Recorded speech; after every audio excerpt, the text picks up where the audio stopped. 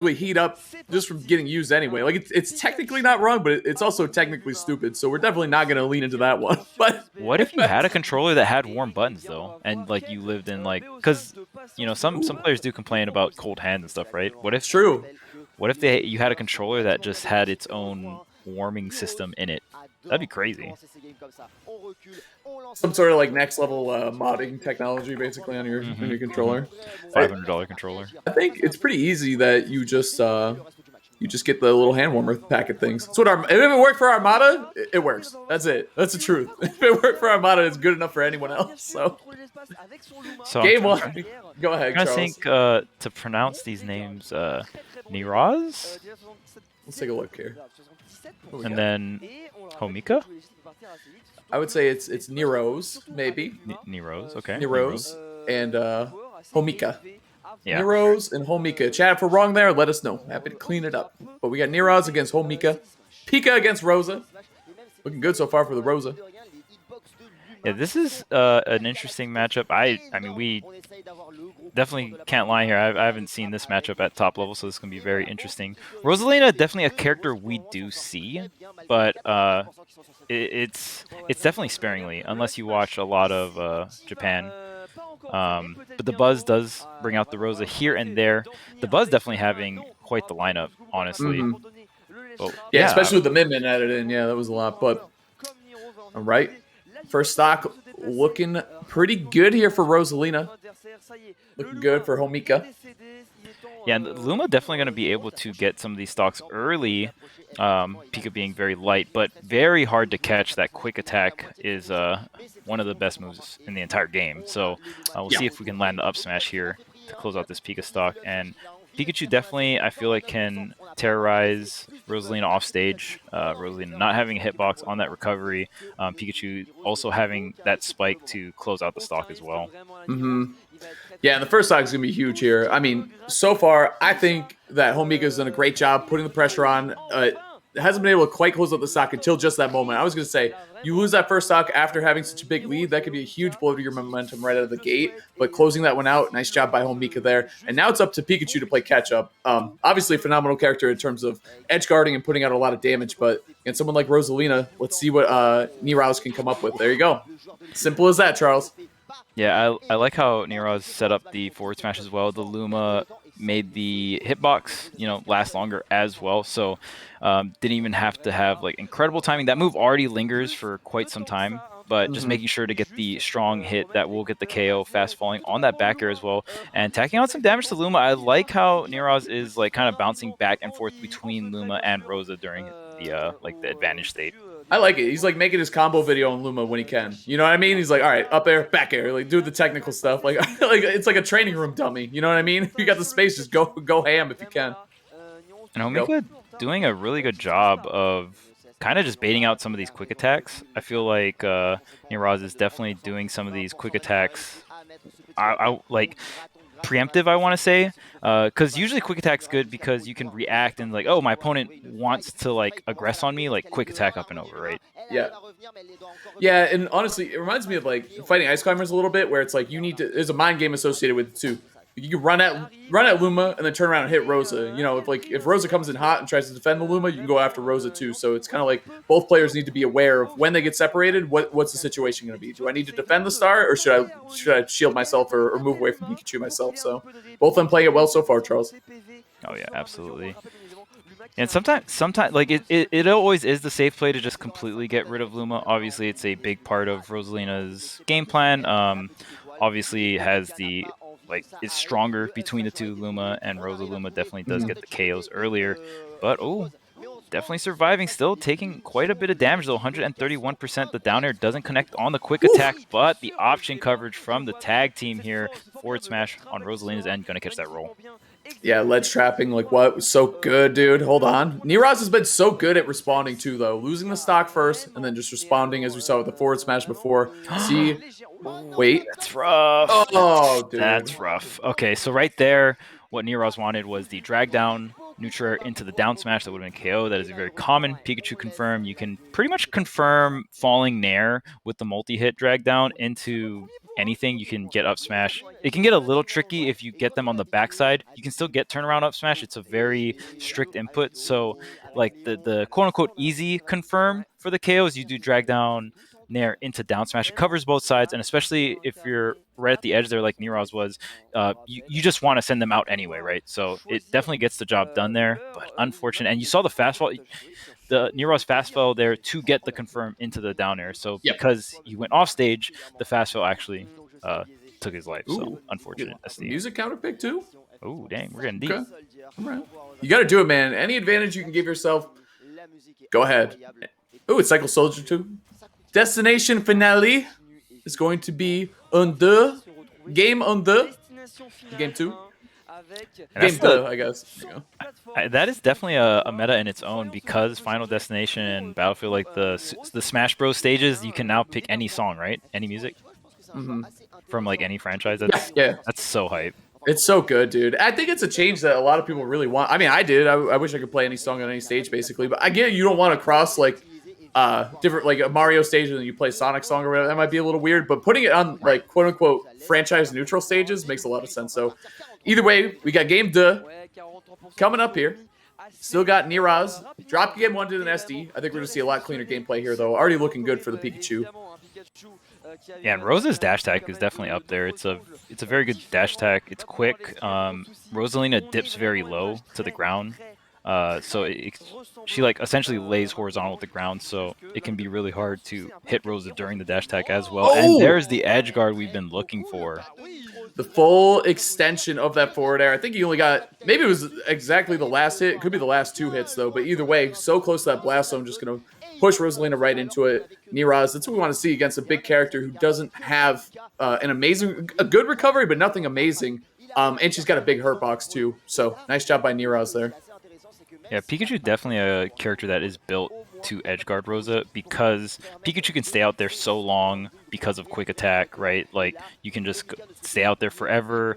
You don't have to worry about hitboxes. Pikachu can struggle against, or not struggle, but it's a little bit riskier against certain characters with certain hitboxes, because a lot of Pikachu's edgeguarding tools are multi-hit. So if you get like some kind of trade with a big hitting move, you usually lose that trade percentage-wise. But Rosalina, you don't have to worry about any of that. It's just essentially the aerials that. Ooh. Oh man.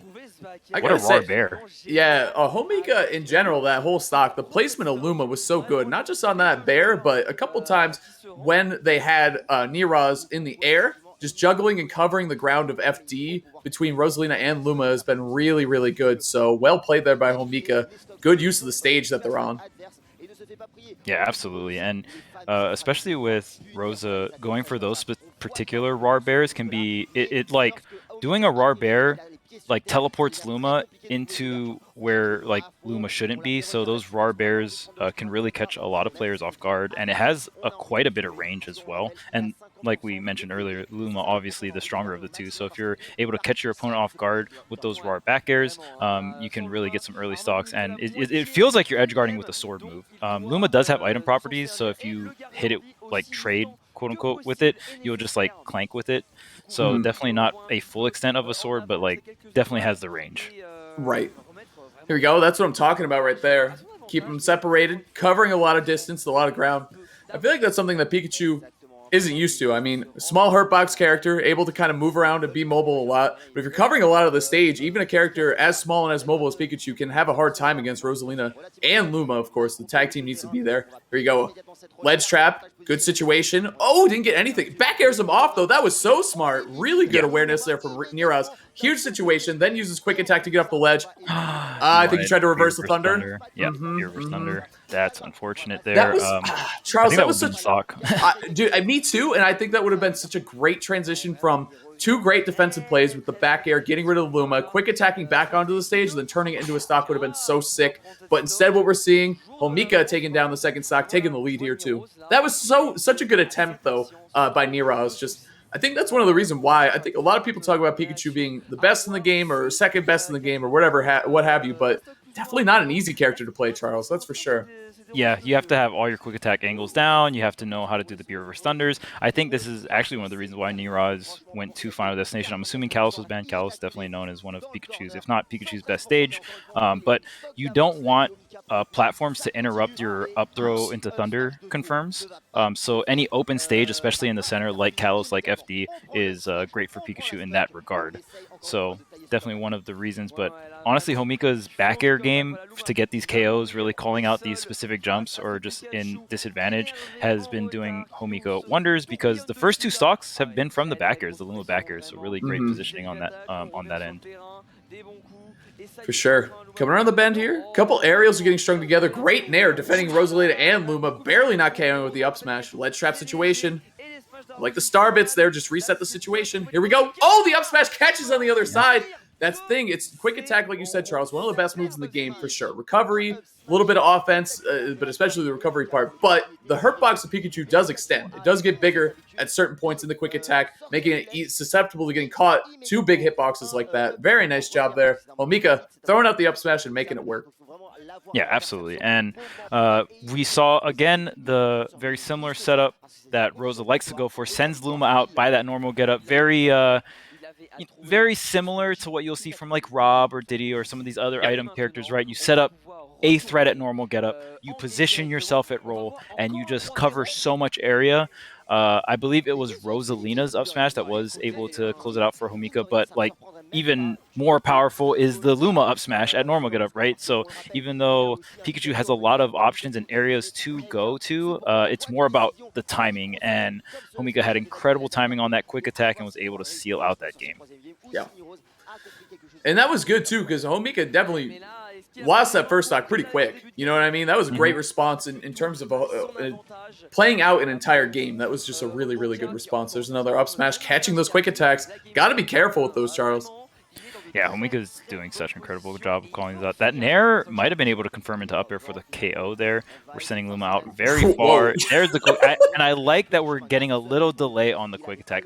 I don't necessarily think these quick attacks are bad, but the timing just you might want to mix up the timing more because Homika knows exactly where and when to throw out the up smash to contest it, right? So you can still do the same quick attacks, but just maybe delay the timing just a tad bit. But again, these up smashes are just hitting. Forward air here. Okay. Oh, he tried to intercept the Luma with the Nair. That was smart. Good attempt. Like I'm saying, like all these things, like I feel like there's a lot of good attempts being made by Neeroz, and they're just not really making the connections. But I love where the player's head's at. You had the stock, the drag down Nair, and maybe just a little bit of nerves coming out from Neeroz. The drag down Nair's missing. I mean, obviously we had that SD game 1, but the dash tag, okay, incredible DI from Homika, but still able to get the stock with that dash tag. Yep. Pressure at the ledge. Like we said, Homika's so good at the ledge all day. Strength of the character, strength of the player. Yeah, I know. I've seen a little volleyball right there. Definitely could have been a set and a spike right there. A set, a pass and a serve, however you want to do it. Okay, this is a hard place to be, and very great puppeteering from Homika. Really, just you really want your opponent in between you and Luma. There's so much threat there, especially if you get some of these turnaround jabs or turnaround down tilts, and then Luma, you just hit him with the tag team combo. I really want to say Homika's doing an incredible job of when he's in disadvantage, he's like changing the air drift. And Rosa definitely a character that has that air mobility, so you're able to like kind of zigzag all around, and it really saves him a lot of percentage and stocks as well. Oh, nice. There's that coverage, but it definitely looks like Neeroz is getting better moving around those traps. I think that well-timed air dodge can definitely help him survive a little bit more. Oh man, that was scary. Oh, there no conversion off the up air. Looks like Homika just waiting for some kind of panic defensive option. Back air coverage. Yep, just fading back, and this is still close. Ooh, the falling Nair. Rosa is very light, so if Neeroz is gonna like be able to set up any kind of falling Nair into down smash, especially by the edge, that could do the trick. There's the up throw, waiting it out, and there's the look again, the zigzag. You're so good at those juggle situations. Yep. Gotta be for sure. Up air, okay. Here goes Luma. That's all it takes too. You know what I mean? Just that little flick of the tail and Luma's gone. It's such a big deal. when you need that extra hitbox to fight someone like Pikachu who can move around so much, you see that Luma. Up air through the stage, good idea. Not enough power, though. The forward air will do it, though. Very nice job. I'm telling you, Neeroz is really good at getting the last. I feel like Neeroz has dropped a couple small things here and there that might have led to stocks, but he's really good at spacing and landing those crucial hits of fair. I've seen it a couple times now, so love to see that. Neeroz with the lead here. Definitely could take this game 3, Charles. Yeah, and Neeroz is going for these uppies over Rosa, but I think it's more so because of the way Homika is positioning the Luma. It's kind of forcing Neeroz to do that, right? So definitely has been able to finally get up and over. This shouldn't be the KO. Yeah, barely alive here. The edge guard, the down air, where is it going to be? No, just going to call back, go into Starbits, sends out the Luma, and again, catches that quick attack up and over. But again, the threat of Luma was there, right? Yeah. So it's like there is reasons for it. Yeah, and I think Homika, too, sent out the gravitational pull. I think they were looking for Thunder to come out there. You know what I'm saying? So that was actually good on Neeroz to not Thunder stall there and wait it out. But then it's like the threat of like you have to deal with the double team down air if you try to quick attack to the ledge in that position. So it's definitely scary for Pika, which you don't say a whole lot with that character with that recovery. So I think that Homika's playing this matchup insanely well, especially at the ledge. There's the land. Oh, again, up and over. Oh, there's a landing there into the back here. Is it gonna? It is enough to take out the Luma. This is big here. No Luma. Homika able to get a forward air hit. That was huge because now you're kind of like burning a lot of time for the Luma to come back. Playing very defensive here. Yep, and there's the next Luma, and the Rapid Jabs does connect. Good damage here. Pikachu again being light. You gotta watch it. Oh man, and that's what happens when you don't go up and over with the quick attack, I guess, right? This time Homika just calling out the ledge weight and very great stuff. Honestly, I think the winner, like the plays that brought home the bread there on that set was Homika's ledge trapping. It was so good, and it wasn't really like Neeroz playing bad at the ledge. It was just Homika